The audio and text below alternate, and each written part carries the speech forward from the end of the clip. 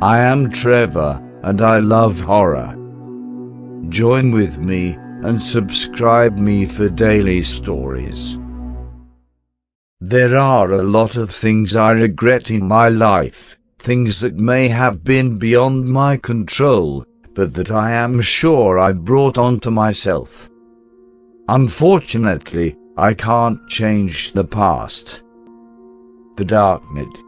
For those of you who have successfully dipped a toe in the murky, black waters of the Darknet, you know that it is some serious shit. And for those of you who never have, let my experience be a warning to you. Just like any other millennial, using the internet is the equivalent of breathing for me.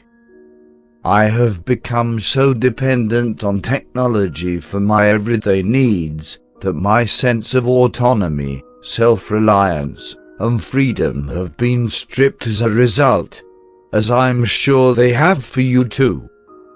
Whether it's for research or personal use, the internet provides us with the familiar world of Google, YouTube, eBay, Amazon, and so on and so forth.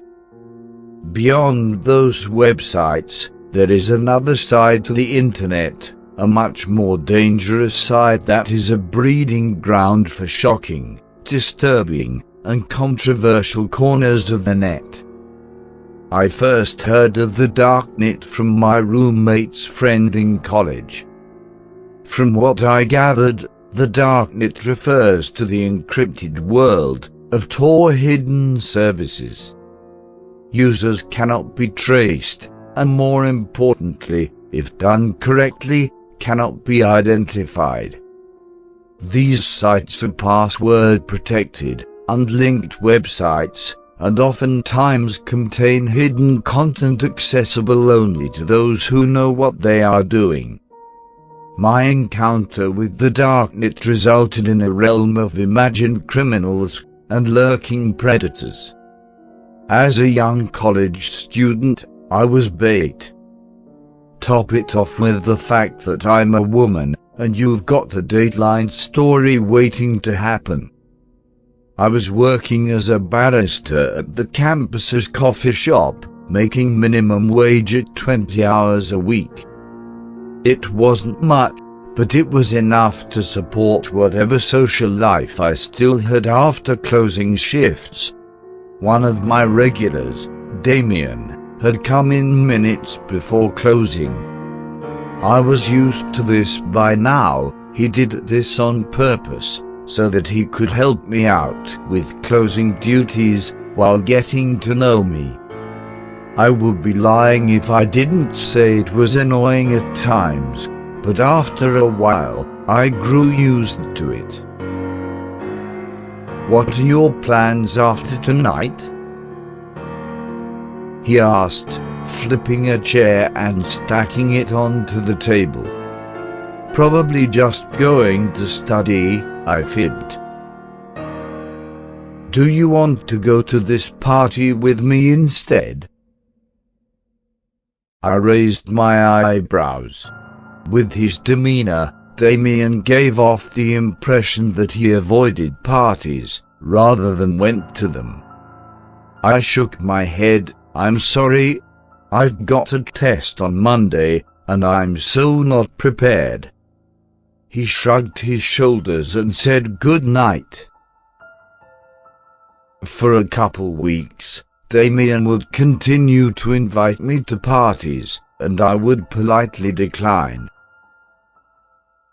Eventually, I blew up on him, and he got the message.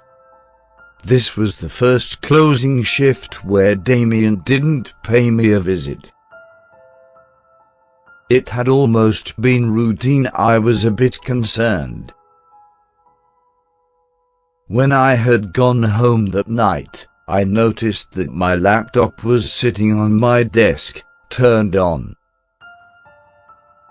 I frowned.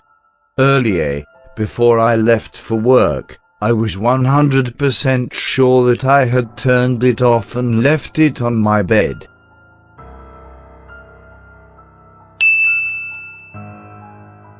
I heard a sound from my laptop as I approached closer.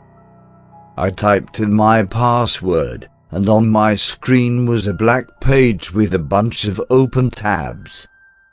I had never been on this page, nor had seen any of the other websites in the tabs, and when I tried to close them, it wouldn't let me. A small countdown on the bottom right showed that I had 32 more minutes before my session expired.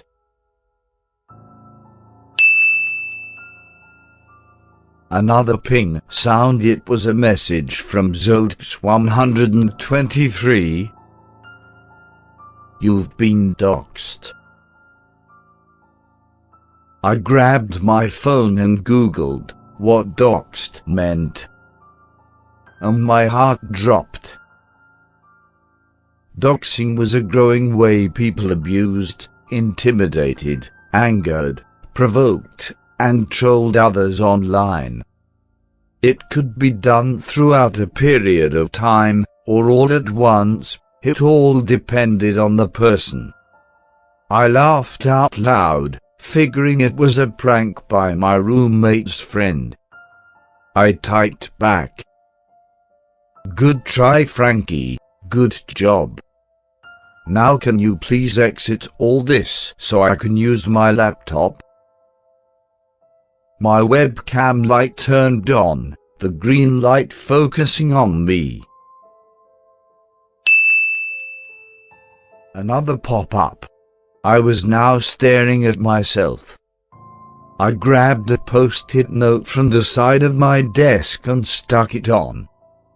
The minute I did that, another pop-up on my screen. This one had every single photo stored on my laptop. A chat showed up. I began to see comments, approvals from those watching. I watched as the numbers grew, the comments getting more vulgar by the minute. "Stop!" I screamed, which only egged them on further. Another pop-up. This had all my personal information, and my emails, my address, my banking information, everything. "Please, please, just stop," I pleaded. Within 15 minutes, everything of mine was on the internet. My credit cards maxed out, my debit accounts in the negative. I could only stare in horror as my finances depleted. I began to cry, feeling defeated. Session terminated. I let out a sigh. Was that it? It hadn't even been 32 minutes. My phone vibrated. An unknown number popped up with a text. "Sweet dreams." Another text, this time from my mom, with a picture attached of me during my first year of college. It was a picture that was meant for only my boyfriend's eyes at the time when I took it. She was outraged after hours of crying. I had finally crawled into bed. I woke up the next morning feeling groggy and in a daze, wishing that what had happened last night was a nightmare. The chime from my laptop indicated that it was not. I walked over, my heart racing. Good morning. The bright green light on my laptop was on. A video loaded up on my screen. It was a video of me sleeping. I froze in the video. I could see my roommate stumbling in from a night out, passing out on her bed. The video sped up, and stopped at 4:07 a.m. Two dark figures were at the foot of my bed, watching me sleep. My stomach retched, and I ran to the bathroom, throwing up anything in my stomach from the night before.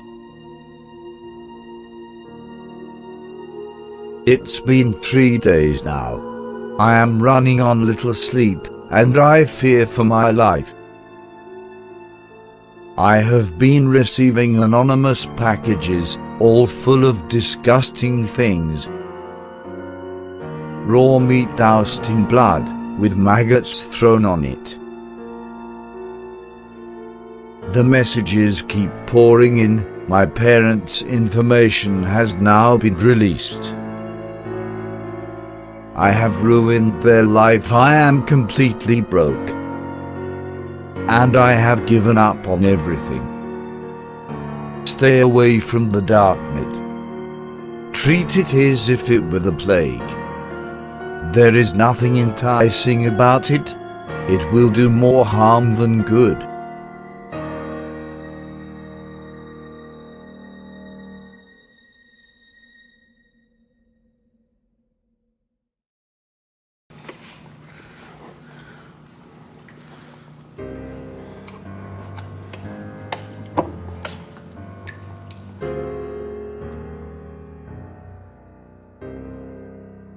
That's it. The video was uploaded first in 2008. It's been speculated that it's an art project, a joke, an experiment. The general consensus, however, is that it's some sort of bizarre snuff film. It's even been speculated that what the man is eating. According to this video, there's not much to go on except that, according to performer Raymond Percy, those strange suits are actually his characters he created, a duo named Ray. However, that is not Raymond Percy in either of the suits. In an email, he describes how he had been performing a Ray show at the Sunset Club when the suits were stolen from his vehicle. He was bummed to find them missing, but had a few extra costumes made so the performances could go on. A while later, he received an email with the video clip attached. There was no explanation. Even creepier, he said that his characters behaved and moved in a very specific way. So whoever had stolen the suits had clearly seen his shows, studied the characters, and knew how to portray Ray perfectly. Percy has said he received other videos of the unknown people using the suits. I've looked for more videos but haven't found them yet, and part of me doesn't want to. I'm with the general consensus on this one. I think it's real. Not only because of the mysterious circumstances under which the suits went missing, but the way the man cries feels very desperate. It makes you wonder what he's eating, why he's sobbing, and what's going to happen when he finishes the soup, or what's going to happen if he can't.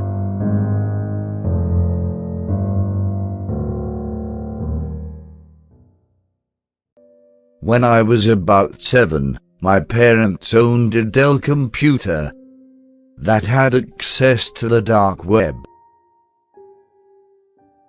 My mom worked nights at the time, so I would stay home at night, while my dad would watch TV in the bedroom, leaving me alone in the dark house with the computer all to myself. Before my mom would leave for work in the evening, she would usually put the music videos I liked, because at the time I was a big fan of Snoop Dogg. However, this one time, I guess I thought it would be a good idea to search up cartoons to watch. Obviously, at that age, I wasn't the best speller, nor was I very familiar with the keyboard. But somehow I still managed to type Dora into the search bar. I was excited when I saw a bunch of videos with Dora on the cover. But when I clicked on one of them, it was basically an episode of Dora only altered. From what I remember, the episode started off with the usual theme song, which raised no red flags in the beginning.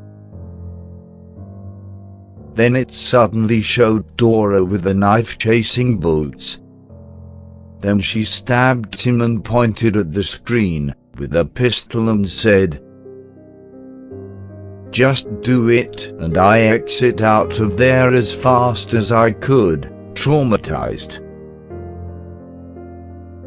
Later I stumbled upon a video of Patrick yelling at SpongeBob, saying words that I would rather not repeat, on loop for about 5 minutes. I could no longer exit out of the video or tab, and the computer was on a table in between the dining room and kitchen, and the only light in the house was from the computer screen. So I remember being so scared. I was frozen watching the screen, and I was also too scared to get off of the seat and walk through the darkness of my house.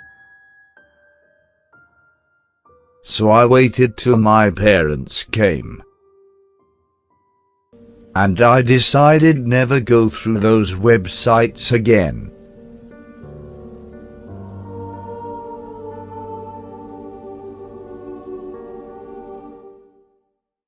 I was 15 at the time. I had come home from school on a Friday afternoon ready to relax. I had started using code about a year. It was nothing too fancy, just basic Python, Java, etc., and was practicing it daily now. I had known about the dark web before this took place. I would sometimes buy weed from it, but that was the extent of it. This particular day, however, I decided to venture further and really take a look at the dark web. I'm sure a lot of people are familiar with the iceberg diagram, representing the internet's content. For those who don't know, the surface web contains about 10% of the internet's content, while the deep and dark web take up the other 90%. I was ready to see what it really held. I heard stories about what goes down on the deep web: murder, inhumane torture, CP, etc., but I didn't really believe that they were all legit. So I hopped on Tor and began to see what I could dig up. I started off by going on the hidden wiki and browsing through various websites. most of which contained illegal things, such as drugs, hackers and hitmen for hire, and lots of CP. I clicked on a random forum link, which took about a minute to load. I wish I could remember the name of it. It was a forum where people could pick a topic they wanted to talk about, such as politics, dealing with mental health, etc. I noticed one of the topics was a pedo forum, and I don't want to even go into detail on what I saw there. There was one particular one that caught my eye. The link was in all red, while the rest were all black. It said, "Not for the weak, enter at your own risk." Curious as to what this was, I click on the link, and it brought me to a forum that had only one link on the whole page. I clicked on the link, and it brought me to a chat room. I realized that nobody was saying anything in it, only sending links. This set off alarm bells in my head, because I had an idea of what was on these links. I wished I had listened to my gut feeling, which was telling me to close out while you still can. However, ignorant, curiosity took over me. I started setting up some protection for myself using the code I had learned. I later realized this amateur coding I did would not protect me from these advanced people with malicious intent. I clicked on a random link, and the page loaded surprisingly fast. It looked to be another chat room. I went to type "hello" or something, but it would not let me.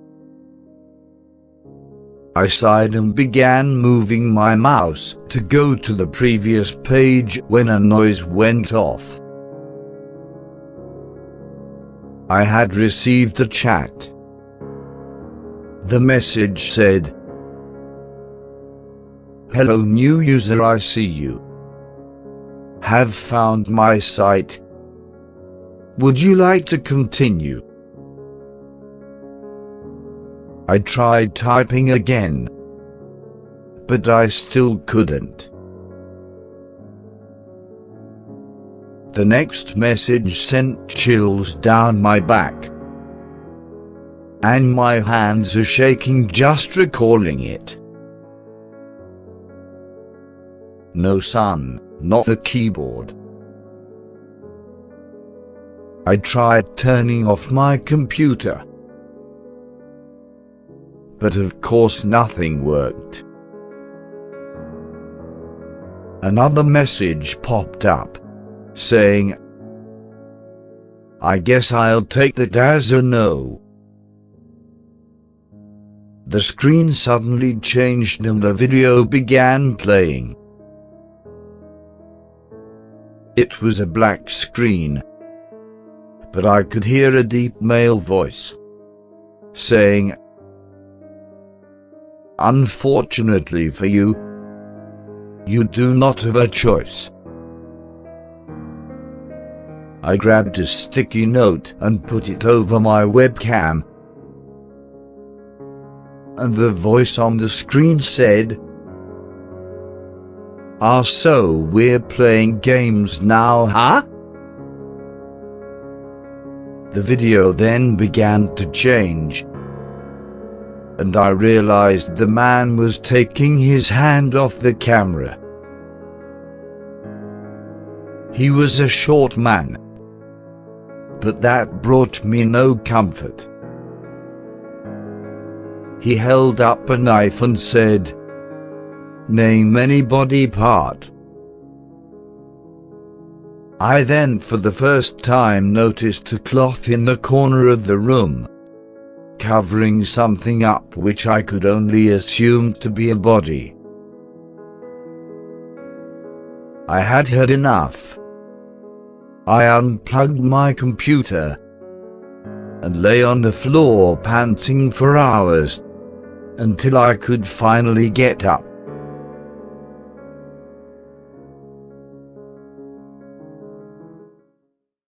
I got a call from one of my co-workers named Bill. "Hey Max, what's up?" "Oh God. What the fuck do you want, Bill?" "Dude, wanna be chill and smoke some weed? I've just about this lit drug store on the deep web." "Huh? The deep web?" "Yeah, bro. But you better not go on it." I had heard enough. I slammed the phone. "I'll show him," I said to myself. I did some research on the deep web, and it said it could be reached only by using a special browser called Tor. I read a lot of stories about how people were hacked, kidnapped, and even killed. Thinking about this put a big grin on my face. Finally, something that makes me feel living. I decided to take off from work and surf the deep web. I installed Tor, and it was the worst mistake of my life. On opening, I was on a page called The Hidden Wiki. Many of the links were dead links, but most worked. I was looking at all the illegal stuff. The page offered from drugs to buying credit cards. It was all there, including pages which sold other people's credit cards. After an hour of browsing, I got a tiny chat box at the bottom of my page. It was from a user named I am Mr. 666. He sent me a link and told me a show was gonna start soon. I was already creeped out by his name, but I was curious, and so I clicked it. It took me to a page called Laughing SpongeBob. There was a timer counting down, and there was 3 minutes left. The page just had an elongated picture of SpongeBob's face with red eyes, and a low static noise in the background. The timer counted down to 0 and a black screen appeared for the first 10 seconds. It was completely black. Then the lights turned on, and a deep voice said, "Welcome." It was a live stream of some sort of man in a SpongeBob costume. Then appeared on screen and said, "Welcome to today's episode of The Laughing SpongeBob. Our guests for today Paul, age 10, and Katri, age 16. Brother and sister from a rich family. Paul was a really chubby, cute kid with glasses, and Katri was a 16-year-old. The man called 4 other men, who were also dressed up as SpongeBob. They then stripped both the boy and the girl and exposed their bodies to the screen for 5 minutes. What the fuck? Was I watching child porn? I kept clicking the close icon on my computer, but the page would not close. There was a chat box on top of the screen, with a lot of sick people cheering along. The man in the SpongeBob costume looked at the camera and said, "Leaving so soon? Max, it's just getting started." I was horrified. How did he know who I was? I was shivering. I sat down and watched in horror. The man then separated the two of them, and then asked the viewers in a low voice, "Which one first?" The sick crowd typed boy. Paul was brought and was made to sit down on a chair naked, with his hands and legs tied. The man then said, "You decide." A person from the crowd typed, "Cut his penis, put it in his mouth and steesh it with a number, 1000. What the fuck, they were paying money for killing someone? What kind of people were they? The man in the SpongeBob costume said, "Deal," and did it. The boy screamed. It was the loudest scream I had ever heard. No, I had to leave. I couldn't take it. I tried opening Task Manager, but it did not open. The man in the SpongeBob mask looked at the camera and said, "We still have one more man." I sat down in fear, not knowing what to do. Next came the girl. The people in the crowd said, "Make her half naked." I couldn't take it anymore. I called to Bill. "What's up, Max? Why did you call me?" "Bro, help me. Please, what's going, Max? Dude, I am in the dark web, sawing crazy stuff. Please help, I can't close the page." "Oh, Max, I knew it. I told you not to go on the deep web." Suddenly the call declined, because my battery was dead. I tried turning it off, but it did not turn off. The man in the SpongeBob mask looked at me through the screen and said, "You can't escape, and you're my next victim." He then started giving out my credit card number to the people. I had taken enough.